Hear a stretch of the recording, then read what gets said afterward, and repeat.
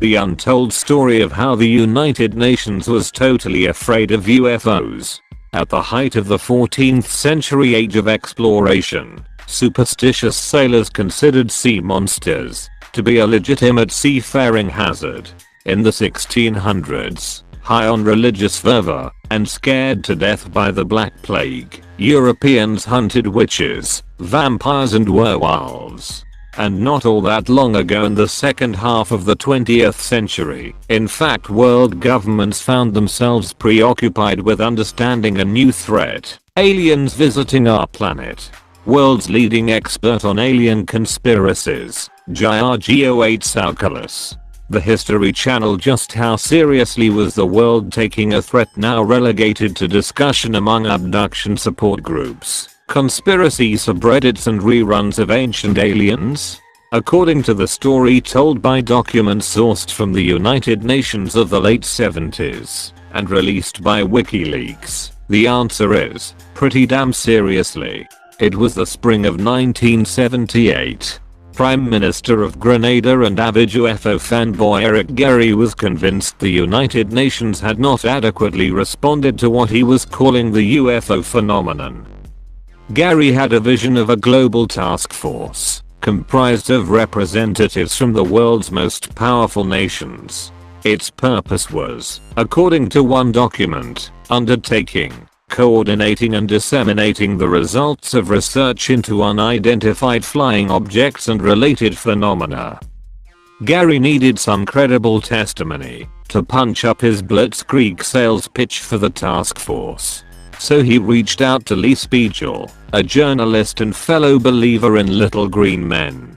Cable from Grenada UN representation to Lee Spiegel. WikiLeaks, with the help of Spiegel, who had made some connections in the UFO world while producing a documentary on the subject for CBS. Gary enlisted a panel of experts who met with UN Secretary General Kurt Waldheim in July of 1978. Pictured from left, USAF astronaut Colonel Gordon Cooper, astronomer Jax Valley, astronomer/astrophysicist Claude Poha, astronomer J. Allen Hynek, Grenada Prime Minister Sir Eric Gary, Waldheim, Morton Gleesoner of the Special Political Committee, Lee Spiegel, researcher Leonard Stringfield and University of Colorado psychologist David Saunders. Vertical bar Huffington Post. Following the meeting, Gary continued his crusade to rally support for a UFO investigative committee by meeting with US Representative Richard Petrie, who indicated a high level of interest in his proposal, albeit only if it were to be revised. The same panel presented their proposal in front of the UN on November 28, 1978. It included the testimony of US Lieutenant Colonel Larry Coyne, who described an encounter in which his helicopter collided with a UFO. Dr. Jax Valley contributed a description of the physical symptoms experienced by those who had come into contact with UFOs, which he insisted should be investigated.